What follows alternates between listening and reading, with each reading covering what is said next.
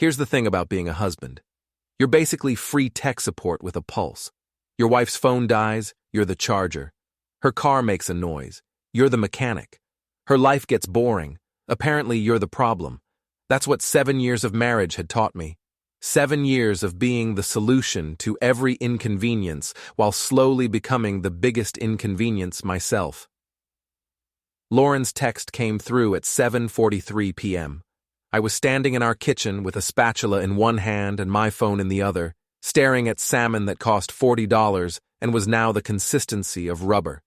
She'd asked for salmon, specifically requested it this morning with that bright voice she uses when she wants something. The voice that's all sunshine and promises, the one that makes you feel like you're the center of her universe for exactly as long as it takes to get what she needs. I lost track of time. Be home soon. I stared at that black heart emoji. She'd never used a black heart before. Always red. Always the classic Valentine's Day bullshit that she'd post on Instagram with captions about my forever and blessed. But tonight, black. Like something had died. Like something had changed in a way that couldn't be undone. My thumbs moved before my brain caught up. Some part of me, some animal part that lives in the back of your skull where rational thought doesn't reach, already knew, already understood what was happening. That part of me had probably known for weeks, maybe months, but I'd been too comfortable, too complacent, too goddamn trusting to listen. Is Mike that good? I hit send. It was supposed to be a joke. That's what I told myself. Just a little jab because I was annoyed and the fish was ruined and I'd been standing here like an idiot for 2 hours, imagining the perfect evening. Wine poured, candles lit like some desperate rom-com husband trying to save a marriage that was already drowning. But my hands were shaking when I put the phone down. My throat was tight. My chest felt like someone had reached in and squeezed. Mike. I'd pulled the name out of nowhere. Except I hadn't. Not really. Because 3 days ago I'd seen a text preview on her lock screen before she snatched her phone away like it was on fire. Just 2 words. Miss you. The contact name had been hidden, just showed as M with a blue heart. Not the romantic red. Not the friendly yellow. Blue. The color of secrets. I'd asked her about it. She'd laughed. Said it was Michelle from work. But Michelle's name in Lauren's phone was Mish, with about 6 cocktail emojis. I'd seen it 100 times. The salmon sat there getting cold. I scraped it into the trash. $40 of guilty conscience, because that's what this was, right? I was being paranoid, insecure, all the things Lauren said I was when I asked too many questions. I walked to the living room. Our house was one of those open-concept disasters where you can see everything from everywhere, which means you can never hide from what you're thinking. Granite counters. Wine fridge Lauren insisted we needed. Smart home system that cost $3,000 and mostly just turned the lights on when we were trying to sleep. Her location sharing was off. I picked up a scarf she'd left on the couch, brought it to my nose without thinking. Cologne, not mine. Something expensive and woody that made my throat tight. I'd noticed it Tuesday, 4 days ago. Told myself I was imagining things. My phone buzzed. Not Lauren, Mrs. Dunn from across the street. Ethan, dear, did Lauren pick up that blue gym bag she left at the condos on Millbrook? I saw her car there this afternoon. Millbrook. I knew those condos. Luxury apartments where the regional sales guys lived when they were too good for regular neighborhoods, but couldn't afford actual houses. I typed back, "Must be a work thing. Thanks." The exclamation point felt like swallowing glass. I sat on the couch. The house was too quiet. I could hear the smart fridge humming, could hear my own breathing, could hear something breaking in my chest that I'd been trying to keep together for months. Marriage tip. If she starts calling you babe again out of nowhere, she's either cheating or she bought something expensive. Lauren had been calling me babe for 3 weeks. The door opened at 8:17 p.m. I'd been sitting in the dark, hadn't turned on any lights, just sitting there with my phone in my lap and my thoughts turning black and ugly, like ink spreading through water. I'd been thinking about all the times she'd come home late, all the business dinners that ran long, all the girls' nights with Jess that never quite added up. How had I been so blind? Or had I just been too afraid to see? She stumbled in. That's the only word for it. Lauren didn't stumble. Lauren glided. Lauren moved like she was always being photographed, which in her mind, she probably was. Every step calculated, every gesture practiced. She'd spent years perfecting the image of the successful woman who had it all together. But tonight, she stumbled. Tonight, she was off script. Tonight, she was caught. Her hair was wrong. Not messy exactly, but disturbed. Like someone had run their fingers through it and she'd tried to fix it in a car mirror but hadn't quite managed. Her blouse had one button off. Just one. The third one down. I counted them twice to make sure I wasn't imagining it. One button misaligned, throwing off the whole pattern. And her perfume. Jesus Christ, her perfume. It wasn't hers. Lauren wore something light and expensive that smelled like flowers and cost $100 an ounce. This was heavier, muskier, the kind of scent that clings to sheets and makes you think about bodies pressed together in the dark, about sweat and sin and things you can't take back. "Hey, babe," she said. Her voice was bright, too bright, like someone had turned the volume up past comfortable, like she was performing for an audience that wasn't buying the show anymore. "Sorry I'm so late. Work thing ran long and you know how Jess gets when she starts talking. We were going over the Johnson account and just completely lost track of time." The lies came so easily, so smoothly, like she'd practiced them, like she'd had plenty of time to rehearse on the drive home from wherever the hell she'd actually been. I stood up. The movement made her flinch. Actually flinch. "Who's Mike?" I said. My voice was calm. Weirdly calm. The kind of calm that comes right before something breaks. Lauren went white, actually white, like somebody had unplugged her. Her hand went to her throat, that nervous gesture she did when she was caught in a lie. I'd seen it 1,000 times, when she forgot to pay a credit card bill, when she said she hadn't eaten the last piece of cake. Small lies, stupid lies. This wasn't a stupid lie. "What?" She tried to laugh. "Who's Mike? I don't know a Mike." "Your text said you lost track of time. I asked if Mike was that good. You didn't answer." She looked at her phone, looked at me. Something crossed her face. Math. She was doing math, calculating which lie would work best.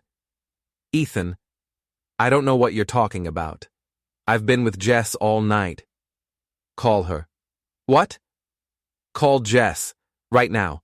Put her on speaker." Lauren's hand tightened on her purse. "This is crazy. You're being crazy. I'm not calling anyone to prove." "Then show me your location history." She stared at me. 5 seconds. 10. The silence was so thick I could taste it, metallic and wrong. "I don't have to prove anything to you," she said finally. "This is what I'm talking about. This jealousy, this paranoia. It's suffocating." She pushed past me, heading for the stairs. I followed. "Lauren, I'm taking a shower.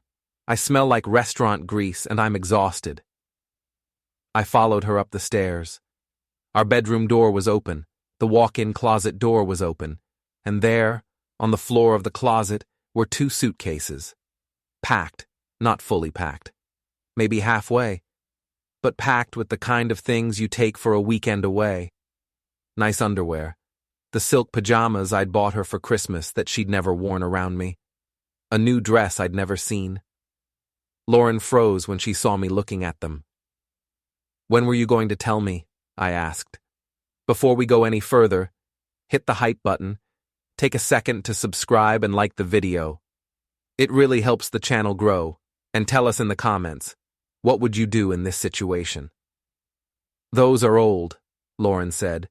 Her voice had changed, lower, sharper. The bright fake tone was gone. "I was going through clothes for donation." I walked into the closet. knelt down, unzipped the first bag. The pajamas were folded, not wadded. The dress still had tags on it. $300 for something I'd never seen her wear. Donation, I repeated. You're donating brand new clothes. Ethan, stop. I found a makeup bag, opened it. Travel sizes of her expensive products, a toothbrush, contact lens solution. You were leaving, I said. I wasn't asking. She came into the closet. No, God, no, I was organizing. I do this sometimes, you know that. I pack hypothetical outfits and… Bullshit. She flinched again. I never swore at her, never raised my voice. Ethan Cole, the understanding husband, the patient one, the one who fixed things and kept quiet and didn't make waves. My hands felt too big. That's how I know I'm mad. My hands always feel 2 sizes too big, like I borrowed them from somebody meaner. Who is he? I asked. There's no one.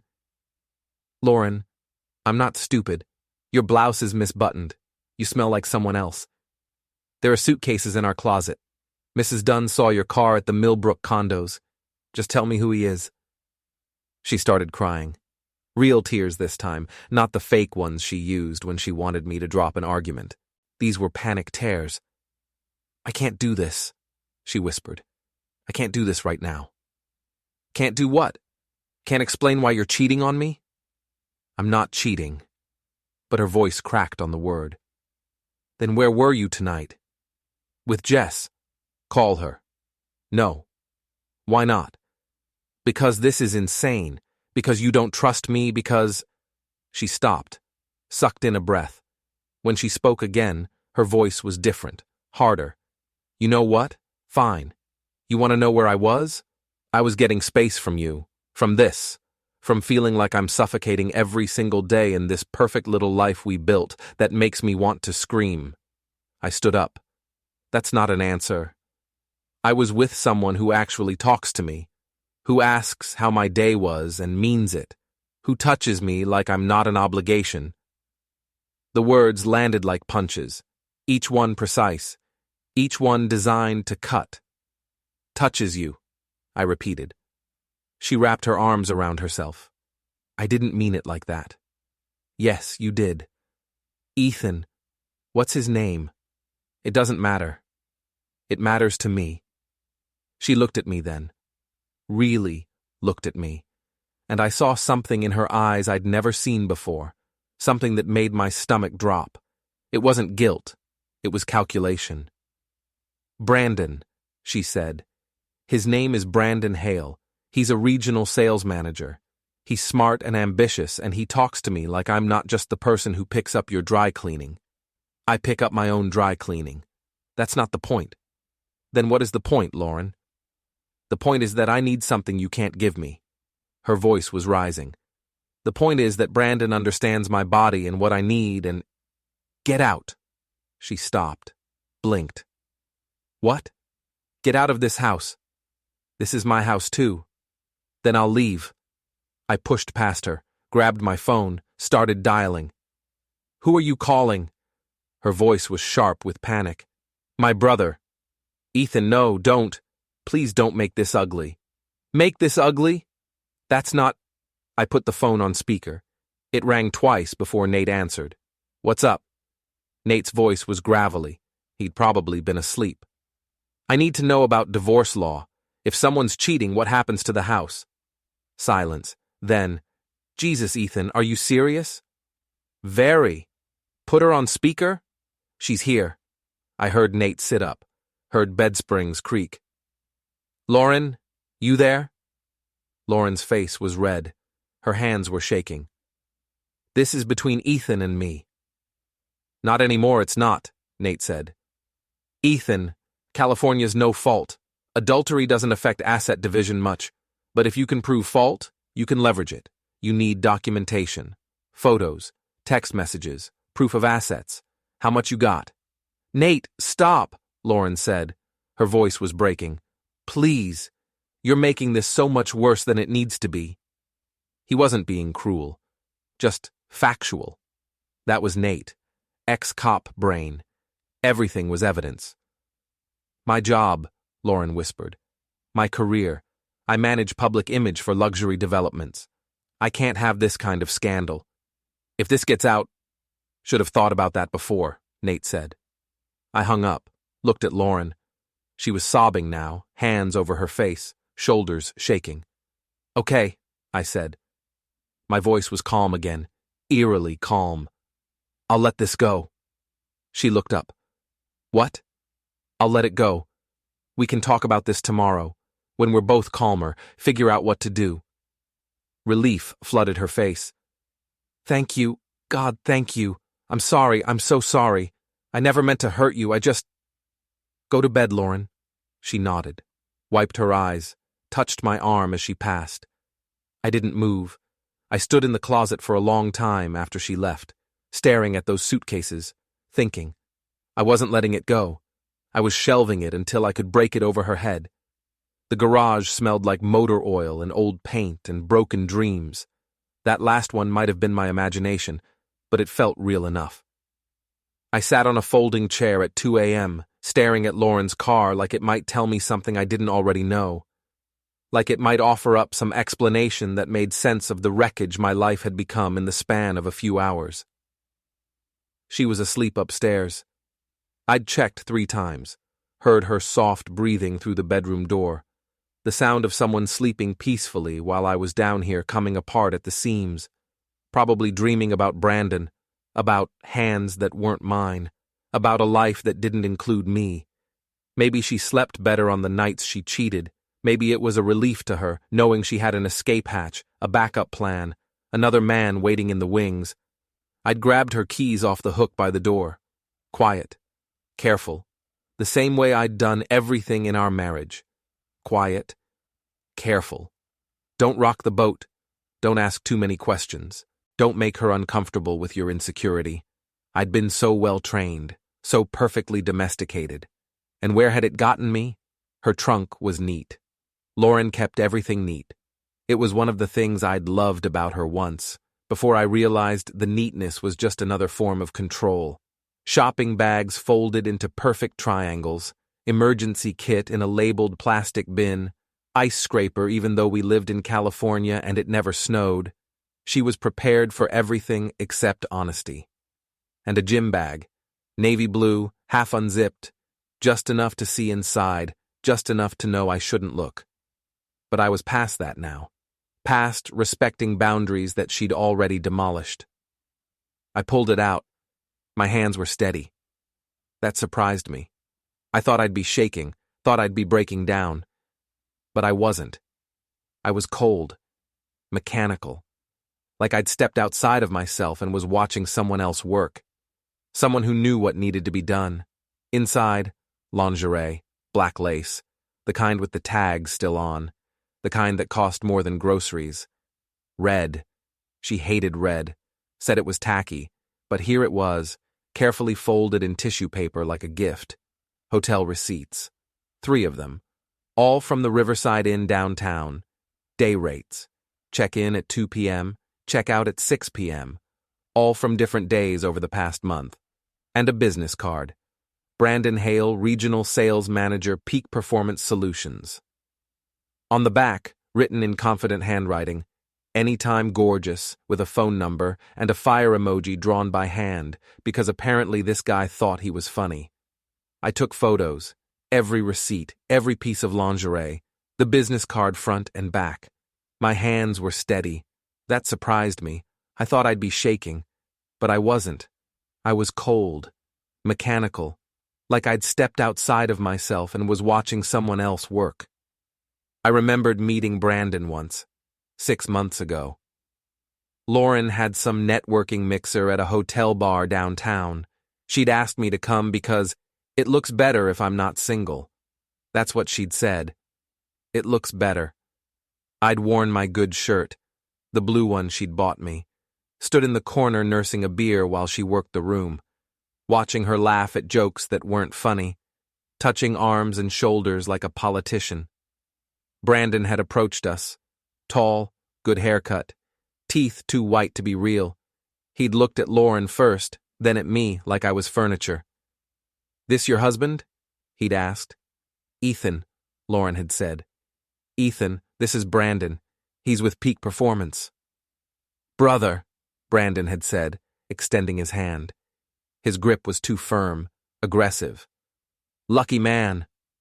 He'd touched Lauren's lower back, just for a second, just a brush of fingers, but it was long enough for me to see her lean into it slightly, long enough for me to understand what was already happening.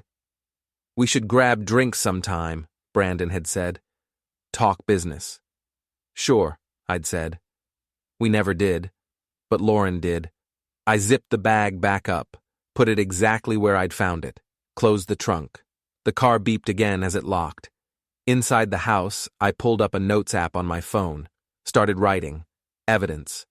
Gym bag with lingerie, hotel receipts, business card, location sharing turned off, misbuttoned blouse, wrong perfume, Mrs. Dunn saw car at Millbrook condos, packed suitcases in closet, admitted to physical relationship leverage, house mortgage mostly in my name, refinanced 3 years ago when Lauren had credit card debt she wanted buried.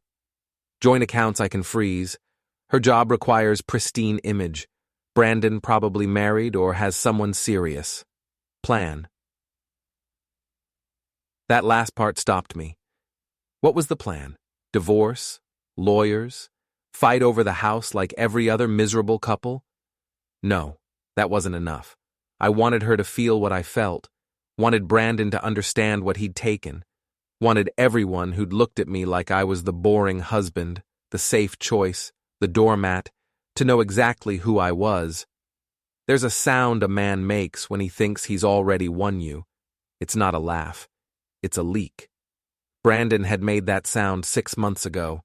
I pulled up a people search website, typed in his name and company, found his address in minutes. Millbrook Luxury Condos, Unit 312. I looked at the clock. 2:47 a.m. Tomorrow was Friday.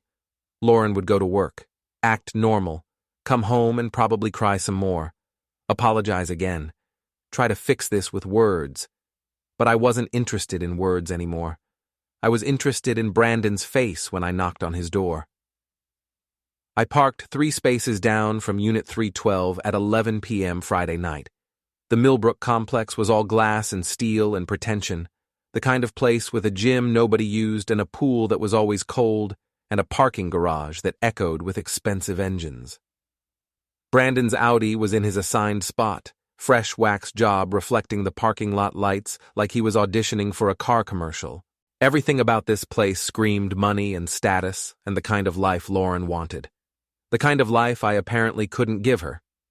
I'd spent the day pretending I was fine, pretending Lauren's apologies meant something, pretending that the world hadn't tilted sideways and dumped me into some alternate reality where my wife was a stranger and I was the fool who'd never seen it coming. She'd texted me 12 times from work. "I'm sorry. Can we talk? I love you. Please don't hate me." Each message a tiny knife, small and sharp and precise. I'd responded to everyone. "It's okay. We'll figure it out. Love you too." Each response making me feel more like a stranger in my own skin. Like I was playing a role in a movie where I didn't know my lines but had to keep going anyway. Like I was becoming someone I didn't recognize but maybe needed to be. Nate had called during lunch. "You sure about this?" "About what?" "Whatever you're planning. I know that tone, that flat affect thing you do when you're about to do something stupid. You sound like Dad used to before he'd lose his temper and put a hole in a wall." "I'm not doing anything stupid. Ethan, I'm just going to talk to the guy, have a conversation, man to man, get some answers." At his place? At night? Alone? Public parking lot. Lots of witnesses. Very safe. Very civilized. Nate had sighed. "Don't hit him. You hit him, you're the bad guy legally. He hits you first, you can defend yourself, but don't start it." "I'm not going to hit him." "Yeah, okay, call me after." I'd hung up, eaten half a sandwich, thought about how easy it had been to lie. Now I was here, watching lights in Brandon's window, 3rd floor, corner unit, Probably had a view of the city if you squinted past the freeway. My phone buzzed. Lauren. Working late. Don't wait up. Love you. That black heart again. I texted back. No problem. Stay safe. Then I got out of the car. The complex had security doors, but someone was leaving as I walked up. I caught the door, smiled. They didn't even look at me. That's the thing about looking normal. Nobody questions you. The elevator smelled like cleaning products. Climbed to 3. Walked down a hallway with industrial carpet and potted plants that were probably plastic. Unit 312. I knocked. Nothing. Knocked again. The door opened. Brandon stood there in a t-shirt and jeans, barefoot, holding a bottle of beer. Behind him, I could see an open-concept living room, leather couch, huge TV playing a basketball game on mute. He looked at me, confused at first. Then recognition dawned. Ethan, he said. Not a question, a statement. What are you doing here? We need to talk. About? Lauren. Something flickered in his eyes, not quite fear, more like annoyance, like I was a problem he'd hoped wouldn't show up. Look, man, I don't know what she told you. She told me everything. He shifted, blocking the doorway with his body. Then you should probably talk to her, not me. I'm talking to you now. And I'm saying you should leave. How long? What? He flinched, actually flinched, like the word was a slap. You need to leave, he said. His voice was harder now. Right now. Or I'm calling security. Call them, I'll wait. We can all talk about how you've been screwing a married woman and taking her to cheap hotels during lunch breaks. His jaw tightened. You're unstable. I'm angry. There's a difference. Ethan. He said my name like he was talking to a child. Go home. Work this out with Lauren. This has nothing to do with me. Nothing to do with you? You're inside her and it has nothing to do with you? I'm closing this door now. He started to push it shut. I put my hand against it. Not hard, just enough to stop it. Where is she? I asked. Right now. Where's Lauren? How should I know? Because she texted me 20 minutes ago saying she's working late, but her office building closes at 9. So where is she? Brandon's face changed, a micro-expression, there and gone, but I saw it, surprise, confusion. She's not here, he said. I didn't ask if she was here. I asked where she is. I don't know. I believed him, and that made it worse somehow. Because if she wasn't with him, where was she? How many Brandons were there?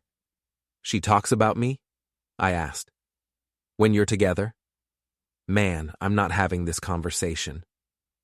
Does she tell you I'm boring? That I don't understand her? Ethan. Does she tell you about the house I bought? The one I refurbished myself because she wanted granite counters and hardwood floors? Does she mention that part? You need help. That's between you and her. No, I said. My voice dropped, went quiet. The kind of quiet that makes people nervous. It's between you and me now, because she's going home to me every night. She's sleeping in my bed. She's eating food I cook. And you're getting what? A lunch break in a hotel room? You think that makes you special? Brandon's hand tightened on the door. Get out of my hallway. She's using you. You know that, right? You're her escape plan, her fun little secret. But when it all falls apart, she'll run back to me. Because I'm the safe one, the boring one, the one with the house and the mortgage and the stability. You're just a distraction. We're done here. Where's the lake house? I asked. His face went blank. What? Lake house. She's mentioned it twice in her sleep this week. Lake house Friday. That's tonight. So where is it? I don't know what you're talking about. But his eyes said different. His eyes said he knew exactly what I was talking about. You have until Monday, I said. To end it. Tell her it's over. Walk away. Or I make this very public. Your company. Her company. Everyone. You're threatening me? I'm giving you an opportunity. To do what? To be less of a piece of shit than you are right now. I turned and walked away. Made it 3 steps before he called out. She's not going back to you, Brandon said. Just so you know, she's done, she told me. She's planning to leave you. So whatever you think you're fighting for, it's already over. I stopped, turned, looked at him standing in his doorway with his beer and his smugness and his stupid white teeth. We'll see, I said. Then I walked away. The elevator ride down felt like drowning. Brandon's words echoed. She's planning to leave you. The bags, the hotel receipts, the way she'd packed nice things. She wasn't having an affair. She was having an exit strategy. I got in my car, sat there, breathed. Then I pulled up a rental property search for lake houses near the city. Found 3 that fit the timeline. Called the first one. No answer. Called the second. A woman answered. Hi, I said. My voice was smooth, easy. I'm trying to reach my wife. She mentioned she rented your property for tonight? Lauren Cole? Oh yes, the woman said. Beautiful place, isn't it? She checked in this afternoon. Said she needed a quiet weekend to work on a project. That's her. Always working. What's the address again? I'm supposed to bring her some papers tomorrow morning, but I lost the info. She gave me the address, thanked me, told me to enjoy the property. I hung up, pulled up GPS. The lake house was an hour north. Small town, private dock. I looked at the time. 11:34 p.m. Started the engine. Brandon thought he'd won. Lauren thought she had time. They were both wrong. The property was one of those rustic, rich people places. All natural wood and floor-to-ceiling windows overlooking dark water that probably looked peaceful during the day, but at night looked like something you could fall into and never find your way out of. The kind of place people rented to feel authentic while staying connected to their Wi-Fi and room service. Maybe they were. Maybe I should have listened. It was 1:15 a.m. The house was lit up like a beacon in the darkness, like a lighthouse guiding ships to shore, except what it was guiding me to was the destruction of everything I'd built. I could see them through the windows, no curtains drawn. Why would there be? They thought they were safe here, thought they were far enough away from reality that consequences couldn't reach them.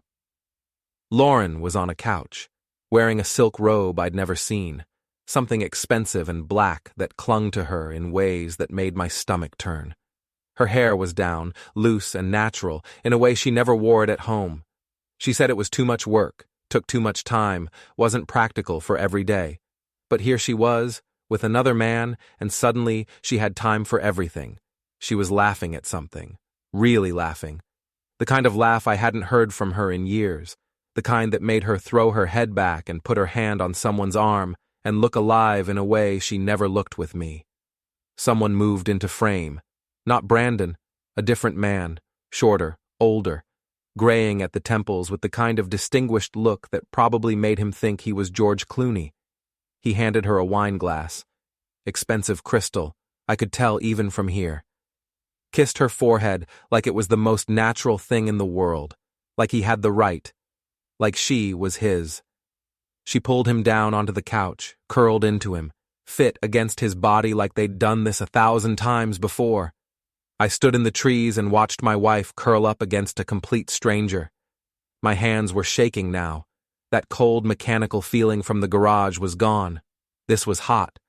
I pulled out my phone, started recording. They kissed, long and slow. His hand slid under her robe. She arched into him. They stood up. She led him toward what I assumed was a bedroom. The lights went off. I stopped recording, checked the timestamp. 3 minutes and 40 seconds of clear footage. Lauren's face visible. The stranger's profile, the intimacy, the premeditation. I could leave. Go home. File for divorce Monday morning with this video and watch everything split down the middle legally and cleanly. Or, I walked up to the house. The front door was unlocked. That's the thing about people having affairs. They get sloppy. They think they're safe. Inside was all exposed beams and expensive furniture. 2 wine glasses on the coffee table. Lauren's purse on a chair. I stood in the living room and waited. Voices from the bedroom. Lauren's laugh, lower, intimate, then quiet. I walked down the hall, found the bedroom door. It was cracked open, pushed it wider. They were in bed, sheets tangled. The man saw me first. His eyes went wide. Lauren's head whipped around. Her face went from confused to horrified in half a second. "Ethan?" "Who's your friend?" I asked. My voice was conversational, like I'd just walked into a coffee shop, not my wife's affair. The man scrambled out of bed, naked, grabbing for clothes. "Who the hell is this?" "I'm the husband," I said. Lauren pulled the sheet up. Oh my God. What are you doing here?" "Funny. I was going to ask you the same thing." "You followed me? You're stalking me?" "I'm reclaiming stolen property." "Stolen?" She looked at the man. "David, I'm so sorry. This is—" "David," I said. "Great. Now I have a name." "David what?" David was pulling on pants. "I'm leaving. This is insane." "Running away? That's smart. Lauren, does David know you're married?" Her face flushed. "Of course he knows." "Does he know about Brandon?" She went very still. David stopped. "Who's Brandon?" "See, David. The thing is, Lauren's not just cheating on me. She's got a whole roster. You, Brandon, God knows who else. She's running a very efficient operation." "That's not true," Lauren said, but her voice was weak. David looked at her. "Who's Brandon?" "Nobody. He's nobody. Ethan's lying." I pulled out my phone, showed David the photos of the hotel receipts, the business card. "Brandon Hale, regional sales guy. They've been meeting at the Riverside Inn every couple weeks. Day rates. Very economical." David's face hardened. He grabbed his shirt. "You're insane, both of you." "I'm the only sane one here," I said. David pushed past me. I heard the front door slam. An engine started outside. Tires on gravel. Lauren and I were alone. She was crying. "You ruined everything." "I ruined it? That's interesting. I needed this. I needed to feel wanted, to feel alive. You don't understand what it's like being married to someone who's just there, who doesn't see me. I saw you, just now, pretty clearly. This is who you are, this stalker, this psycho who follows me and spies on me and humiliates me? This is who you made me." I walked closer. She pressed back against the headboard. "I'm not going to hurt you," I said, "physically. But I need you to understand something, Lauren. This ends now, tonight, all of it. You can't tell me what to do. I own the house. My name is on the mortgage. The refinance we did 3 years ago, the one where I put the deed in my name to protect your credit. Remember that?" Her eyes widened. "You walk away from this marriage. You walk away with nothing. No house, no stability, just your PR job and whatever apartment you can afford. And that's if your company doesn't fire you when they find out their image director is having multiple affairs. That seems like the kind of scandal luxury development firms hate. You wouldn't. Try me." She shook her head.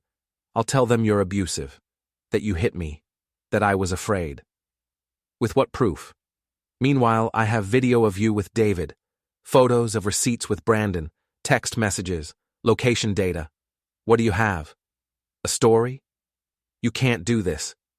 Watch me." I turned to leave. "Ethan, wait." I stopped. "I'm sorry," she said. "I'm so sorry. I know I hurt you. I know I'm a terrible person, but please, please don't destroy me. I'll end it. I'll end all of it. I'll be better. I'll be the wife you deserve. Just please." I looked at her. Really looked at her. This woman I'd loved. This woman I'd built a life with. And I felt nothing. Just a cold, hollow space where something warm used to be. "Too late," I said. I walked out. Through the living room. Out the front door into cold air that smelled like pine and water. Behind me, I heard her screaming, heard something break, heard her voice crack and dissolve into sobs. I got in my car, started the engine, drove away. And I smiled. Nate's apartment smelled like coffee and old pizza. and the particular sadness of a man living alone after a divorce took everything he had. I'd driven straight there from the lake house. It was 3 a.m. My hands had finally started shaking on the highway, delayed shock catching up with what I'd seen, what I'd recorded, what I now knew for certain.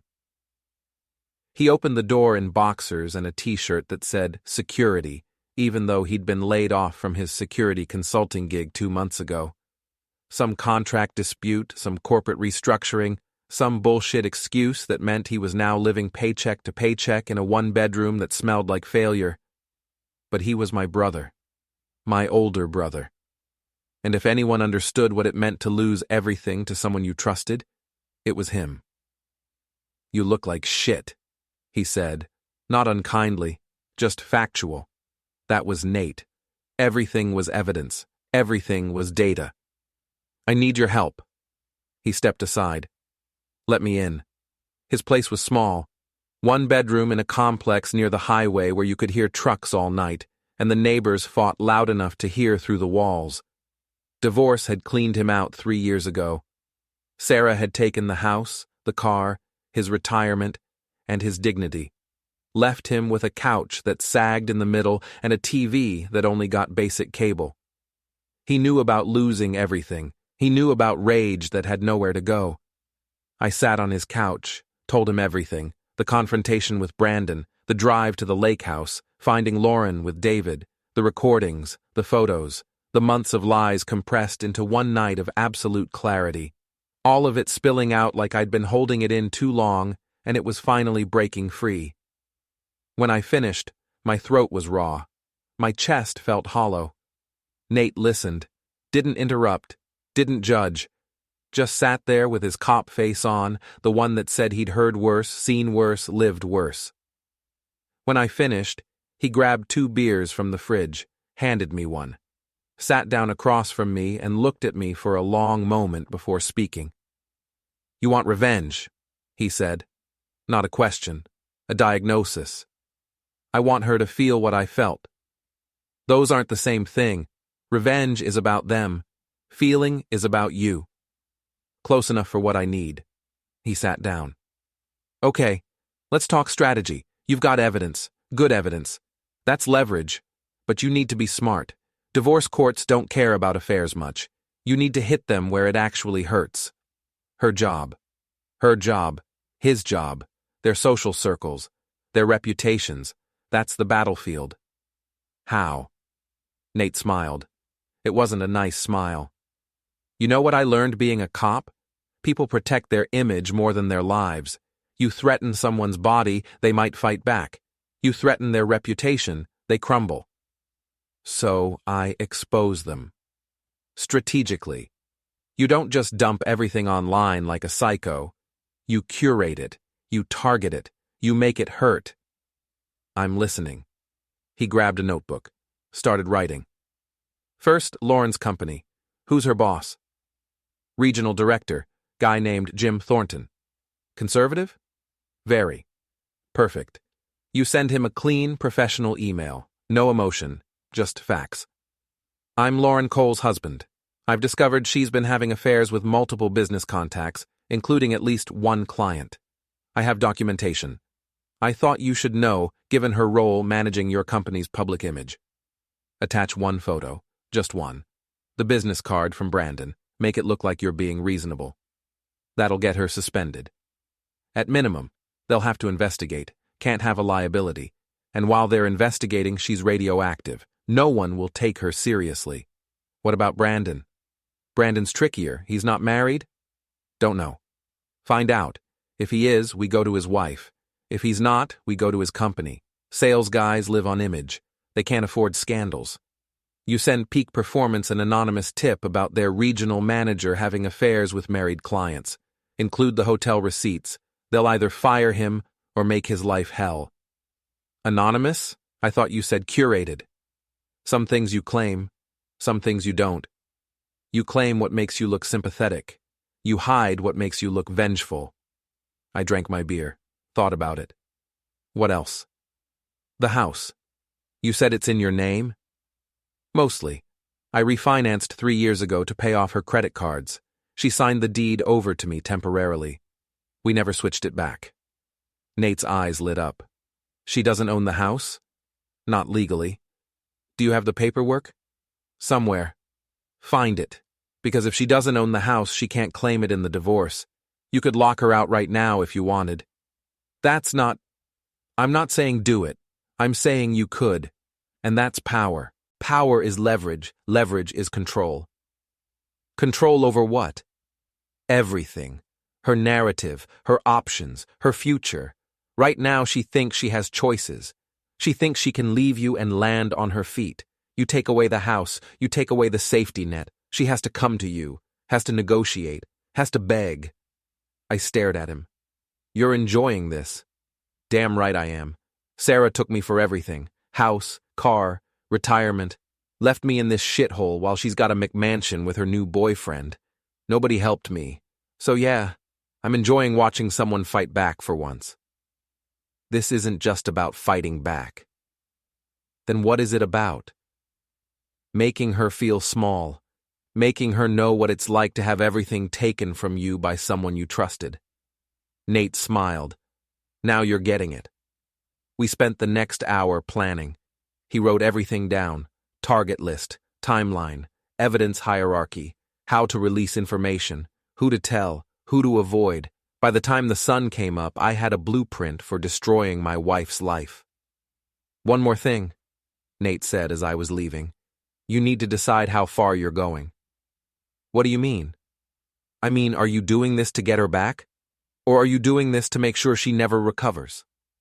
Does it matter? Yeah, it matters. Because one of those has an endpoint. The other doesn't. I walked to my car, sat in the driver's seat. Thought about Lauren's face when I'd walked into that bedroom, the panic, the calculation, the way she'd tried to make me the villain. I pulled out my phone, opened my email, started typing. Dear Mr. Thornton, my name is Ethan Cole. I'm writing to inform you of some concerning behavior by one of your employees, Lauren Cole, who is also my wife. I hit send before I could change my mind. Then I drove home. Lauren's car was already there. I could see her through the window, pacing, on the phone, her hands moving frantically. I parked, walked inside. She turned when I entered. Her face was red, eyes swollen. We need to talk, she said. I'm done talking. Ethan, please. I'll do anything. I'll go to therapy. I'll quit my job. I'll never see them again. Just please don't leave me. Too late. It's not too late. We can fix this. We can... My phone rang. Nate. I answered. Yeah. I found Brandon's wife, he said.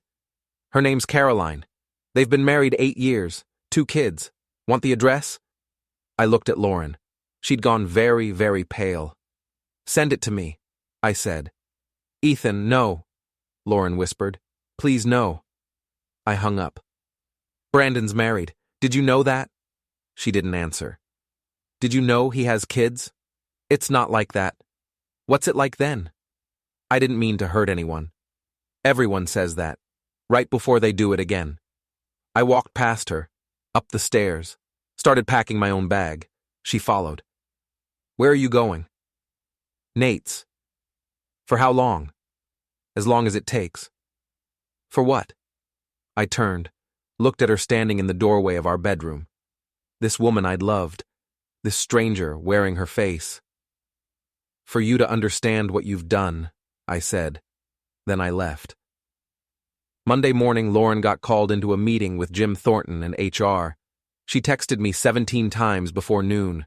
I didn't answer any of them. By 1 p.m., she was suspended pending investigation. Nate had a contact still working at a law firm downtown who'd heard it through the gossip chain. Full suspension. No access to her office. No client contact. Effective immediately. She called me. I let it go to voicemail. Ethan, they think I'm having affairs with clients. They're investigating. This could ruin my career. Please call me back. We need to talk about what you sent them.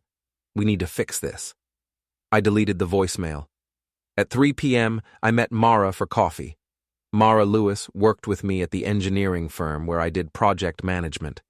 She was sharp, blunt, didn't put up with bullshit. "You look different," she said when I sat down. "Different how?" "Alive. For the first time in months, you actually look alive." I smiled. "Thanks, I think." "What happened?" I told her. "Not everything. Just enough. Lauren, the affairs, the evidence, the suspension." Mara's eyes got wider with each detail. When I finished, she leaned back. "Holy shit." "Yeah." "And you're going scorched earth?" "Something like that." "Good. She deserves it. Most people would tell me to be the bigger person." "Most people are cowards." She sipped her coffee. "You need help?" "With what?" "Whatever comes next. I'm good with social media. I'm good with research. And I'm very good at ruining people's lives when they deserve it." That's a specific skill set. My ex tried to blackmail me with revenge porn. I responded by sending his boss screenshots of him stealing office supplies. He got fired. Then his new girlfriend left him. Then his car got repossessed. I'm thorough. I laughed. Actually laughed. It felt strange. "I could use someone thorough," I said. She pulled out her laptop. "Okay, give me names. Lauren, obviously. Brandon Hale. Who else?" "There's a guy named David. Don't know his last name. Met him at the lake house." "Description?" I described him. She typed, then smiled. "Found him. David Chen, real estate investor. Married. 3 investment properties, including that lake house. He's on the board of some preservation society. Very public figure." "Chen's a band name," I muttered. "What?" "Nothing. Can you send me his info?" She did. I stared at David Chen's LinkedIn profile, his company website, his smiling face next to his wife at some charity gala. "You're going to tell his wife," Mara said. Not a question. "Eventually." "What about Brandon?" "Working on that. His wife's on Facebook, Caroline Hale. She posts about her kids a lot. Seems nice. She doesn't deserve to not know." "No," Mara agreed. "She doesn't." We spent 2 hours building a file. Every photo, every receipt, every piece of evidence. Mara organized it into a presentation. Clean, professional, devastating. "This is the nuclear option," she said. "You send this to everyone, Lauren's life is over." "Good." "You sure?" I thought about Lauren's face when she lied to me, about Brandon's smug smile, about David running away like a coward. "I'm sure." That night I sat at Nate's place and wrote emails. One to Caroline Hale, one to David Chen's wife, one to Peak Performance's HR department, one to the board of the Preservation Society. Each email was the same, professional, factual, included just enough evidence to be credible without being overwhelming. "I'm writing to inform you of a matter that affects you directly." I attached photos, receipts, screenshots of texts. Then I scheduled them. Caroline's would send Tuesday morning, David's wife Tuesday afternoon, the company's Wednesday, slow detonation, each bomb timed to maximize damage. Nate read over my shoulder.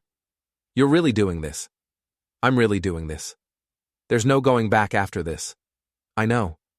Lauren's going to lose everything." "I know that too." He gripped my shoulder. "Good. She deserves it." My phone rang. Lauren. I answered this time. "Ethan, thank God. Please, we need to talk. They're destroying me. Jim said if I don't provide an explanation by Wednesday, I'm fired.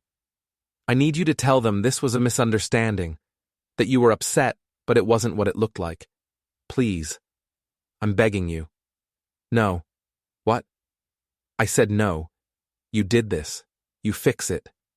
"I can't fix it without you. You sent them the email. You started this." She sobbed. I know I did, and I'm sorry. I'm so sorry. But I've lost my job. I've lost you. Isn't that enough? How much more do you want to take from me?" "Everything." "What?" "I want everything, Lauren. Your career, your reputation, your dignity, your peace of mind." I want you to wake up every morning and remember what you did, what you lost, what you destroyed. You're scaring me. Good. Now you know how I felt. I hung up. Nate was watching me. That was cold. That was earned. He smiled. You're not the same guy who showed up here Friday night. No, I said. I'm not. And I wasn't. Something had shifted, something fundamental. I'd spent years being the good husband. The understanding one, the one who fixed problems and kept quiet. But that person was gone. This person was someone else, someone harder, someone who didn't forgive, someone who wanted revenge. Tuesday morning, I went to the county recorder's office. They had boxes of old documents in a basement storage room. I found our mortgage refinance papers from 3 years ago, found the deed, found the quitclaim Lauren had signed temporarily transferring her interest in the property to me. We were supposed to reverse it after 6 months. We never did. The house was mine. Legally. Completely. I took photos of every page, sent them to Nate. He called immediately. You're shitting me. Nope. She signed away the house and never signed back on? Correct. Ethan, you could change the locks right now. She'd have no legal claim. I know. Are you going to? Not yet. I need her to still think she has somewhere to go. When she realizes she doesn't, that's when she'll really break. You're enjoying this. Is that wrong? Nope. Just making sure you know. I drove to the house. Lauren was there. Her car was in the driveway. I could see her through the window, laptop open, phone pressed to her ear, still fighting. I walked in. She looked up. Her face was a mess. No makeup, hair unwashed. She'd been wearing the same clothes since yesterday. What are you doing here? She asked. I live here. You said you were staying at Nate's. Changed my mind. She stood up. We need to talk. So talk. Not like this. Not with you acting like I'm the enemy. Aren't you? I'm your wife. You were my wife. Past tense. She flinched. Don't say that. It's true. The woman I married wouldn't do what you did. People make mistakes. Mistakes are one time. You made a choice, over and over, for months. I know, and I'm sorry, but I need you right now. I need you to help me fix this. Fix what exactly? Your job? Your reputation? Your lovers' marriages? What are you talking about? I pulled out my phone, showed her the scheduled emails. Caroline Hale, David Chen's wife, the companies. She went white. You're sending those? Already sent to Caroline. David's wife gets hers at 3. Companies tomorrow. No. Ethan, you can't. You'll destroy lives. You already did that. Brandon's wife doesn't deserve this. His kids don't deserve this. She grabbed my phone. I let her. She stared at the sent emails, hands shaking. You've ruined me, she whispered. Yes. Why? Why are you doing this? Because you need to understand consequences. Because you thought you could have everything. The husband, the house, the career, the affairs, the excitement. And I was just supposed to be grateful you came home. That's not... It's exactly that. You thought I was safe, boring, controllable. You thought wrong. She started crying. Real, ugly crying. I'll leave. I'll pack my things and go. Just please stop sending those emails. Delete them. I'll give you whatever you want in the divorce. I don't want your permission. I want you to suffer. I am suffering. Not enough. Her face changed then. Something cold crossed her features. You're right. You're not the man I married. That man was kind. This version of you is a monster. You made me. No, you chose this. You chose to be cruel, to be vindictive, to hurt people who had nothing to do with this. Brandon had everything to do with this. He didn't force me. I went willingly. I wanted him. I wanted out of this marriage. And maybe if you'd been paying attention instead of being content with your boring little life, you would have seen that. There it was. The truth. the real truth she'd been hiding under all the apologies and tears. "Thank you," I said. "For what?" "For reminding me why I'm doing this." I turned to leave. She grabbed my arm. "The house," she said. "I'm still on the deed, right? I still have the house?" I smiled. "Check the county records." Her hand dropped. "What did you do?" "You signed a quitclaim 3 years ago. Remember? When you had all that credit card debt and we needed to refinance?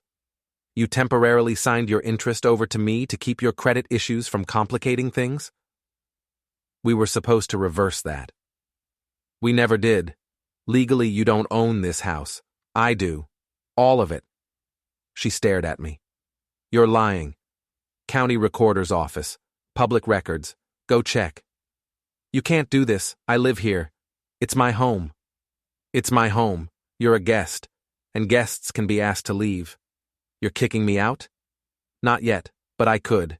Anytime I want. You have nowhere to go, no job. Soon, no references. No money beyond whatever's in your personal account. You're about to lose everything, Lauren, and there's nothing you can do to stop it." She collapsed onto the couch, buried her face in her hands. Her whole body shook. I walked upstairs, started packing her things. Not everything. Just enough to make a point. Her nice clothes, her jewelry, her laptop. I carried 3 suitcases down and set them by the door. "What are you doing?" she asked. "Helping you pack." "I'm not leaving. Not tonight, but soon, so you might as well get ready." I walked out, got in my car, drove to Nate's. He was waiting. "How'd it go?" "She knows. And she's terrified." "Good." He handed me a beer. "Caroline Hale called Brandon. Mara's contact at Peak Performance said he's taking personal leave. David Chen's wife made his Facebook status change to, 'It's complicated.' Fast. Scandal moves fast." I sat down. Felt something in my chest. Not quite satisfaction, not quite guilt. Something in between. "You okay?" Nate asked. "Yeah. You don't look okay." "I'm fine." "Ethan." "What?" "There's a line. You know that, right? A line between justice and cruelty, between making her pay and becoming the thing you hate." "I'm nowhere near that line." "You sure?" I thought about Lauren's face when I'd told her about the house. The fear, the helplessness. "Yeah," I said. "I'm sure." But I wasn't. Not really. Because the truth was, I liked it. Liked watching her world fall apart. Liked being the one holding the hammer. And that scared me more than I wanted to admit. Wednesday morning, Peak Performance fired Brandon. Mara sent me the internal email. "Violation of ethical conduct policy and misrepresentation of company values." Lauren called. "Brandon lost his job." "I know. Because of you. Because of him. Because of you. Because of choices." "His kids, Ethan. He has kids. What are they supposed to do?" "Ask him. He's the one who risked it all for lunch dates." She hung up. An hour later, Jim Thornton called me directly. "Mr. Cole, this is Jim Thornton from Prestige Developments. I wanted to speak with you about your wife." "Ex-wife," I said. "Soon." "I understand this is difficult. We've completed our initial investigation. Lauren has been terminated effective immediately. The evidence you provided was substantial." "Good. Mr. Cole, I want to be clear. What Lauren did was unacceptable, but what you've done, spreading this information to multiple parties, borders on harassment. I've told the truth to people who deserve to know it. You've destroyed careers, families. Do you understand that?" "Yes." "And you're comfortable with that?" "Very." He was quiet for a moment. "I hope it was worth it." "It is." He hung up. Mara called 30 seconds later. "David Chen's wife filed for divorce. It's already on the public records." That was fast. "Good for her. Lauren's calling everyone, your friends, your family. She's telling them you've had a breakdown, that you're unstable, that she's afraid of you. Is anyone believing her?" "Some. Your Aunt Susan posted something on Facebook about praying for both sides. But most people are asking what happened. What are you telling them? Nothing. Not my story to tell. But the evidence is public now. People are finding it.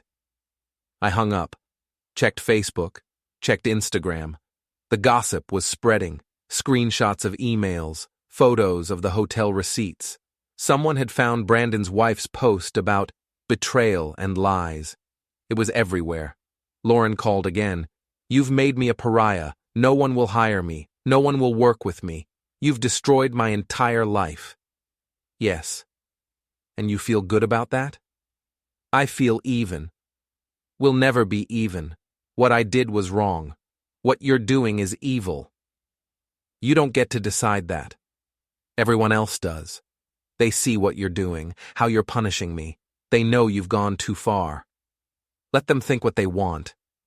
I have nothing left, Ethan, nothing. No job, no home, no money, no future. You've taken everything. Not yet. What else is there? You'll see. I hung up.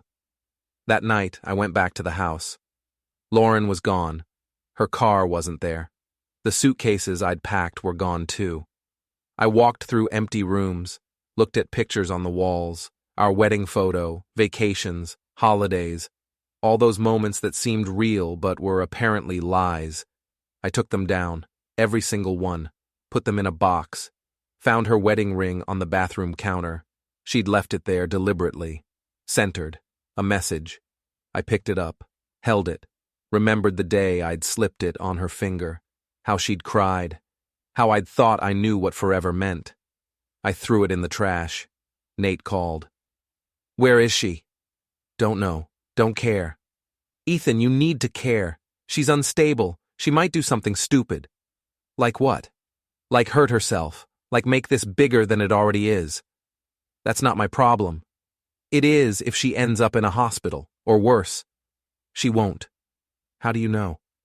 Because she's too vain, too concerned with image. She'll land on her feet somewhere. You sure about that? No, I wasn't sure.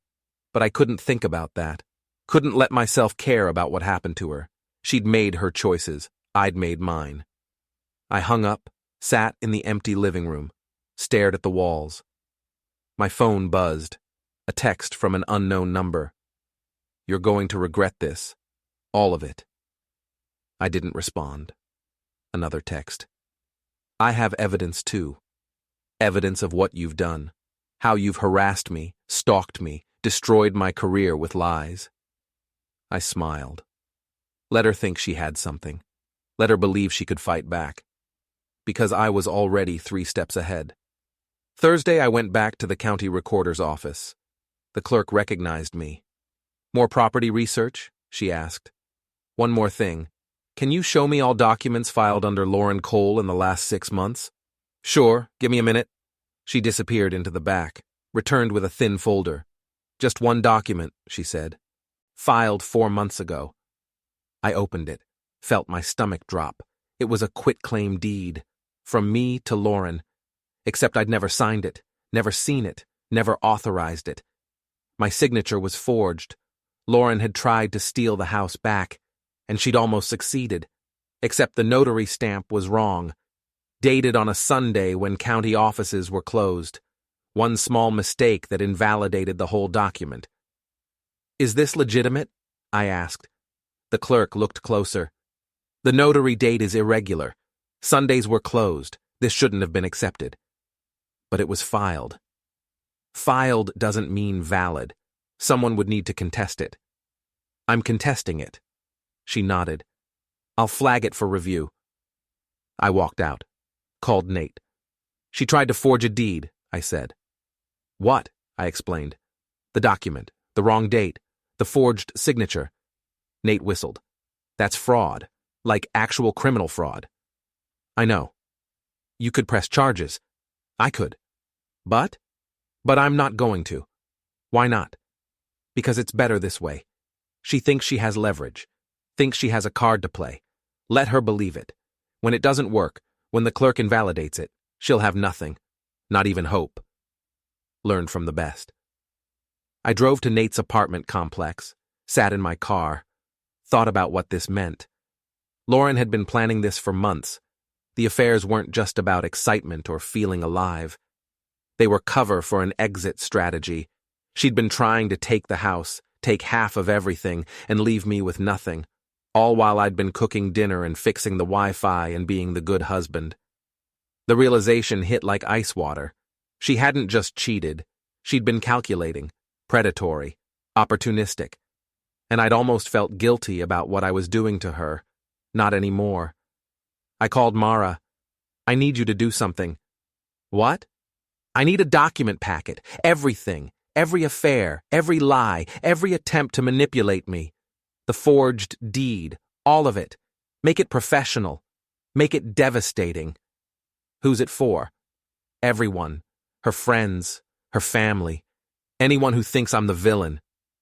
Ethan, please. She was quiet. Okay, give me 2 days.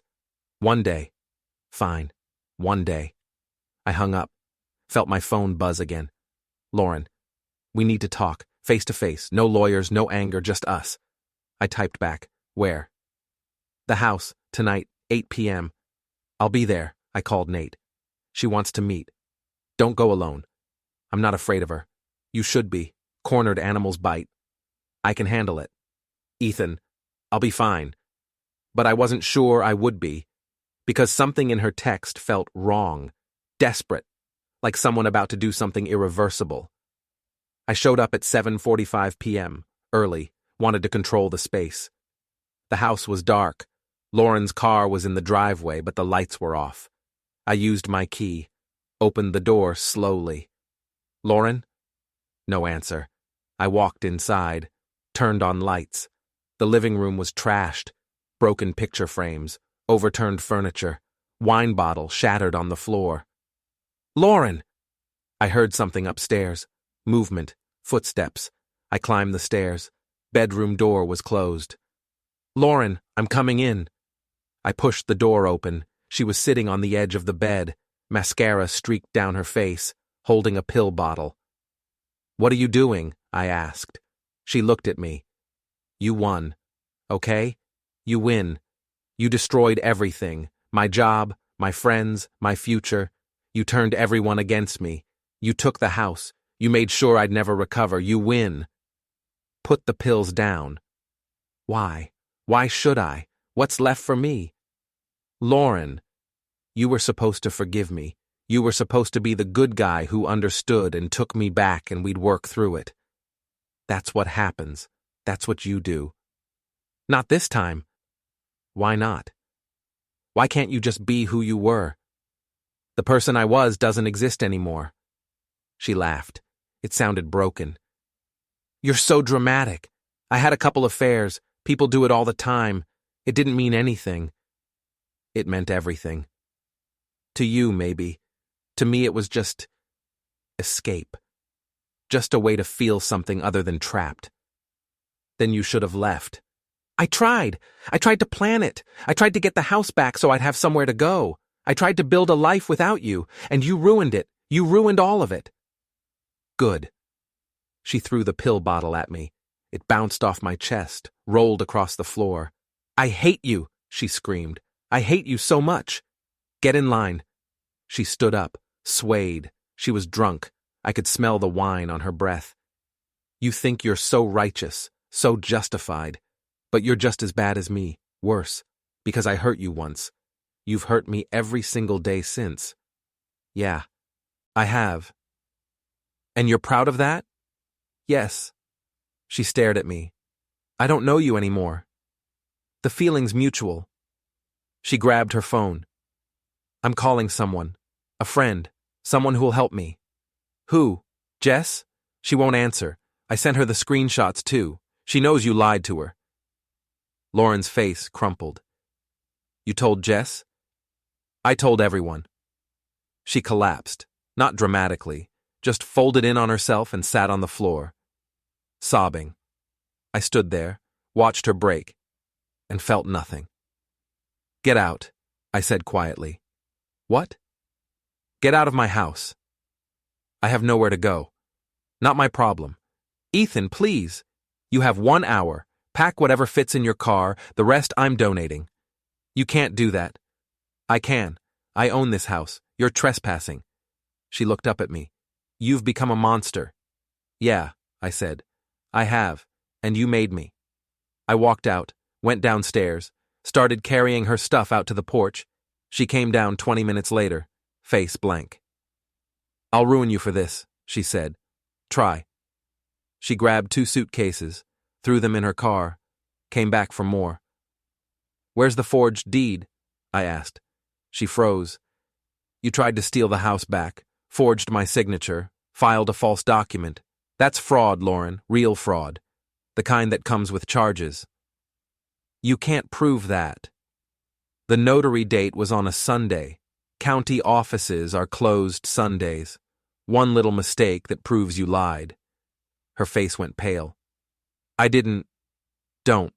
We're past lying. She grabbed the last suitcase. I want a divorce. Good. You'll get nothing. We'll see what a judge says. We will. She got in her car, sat there for a moment, then looked at me through the windshield, and smiled. Not a happy smile, a knowing smile, like she had one last secret. She drove away. I stood on the porch, watched her taillights disappear, and wondered what I'd missed.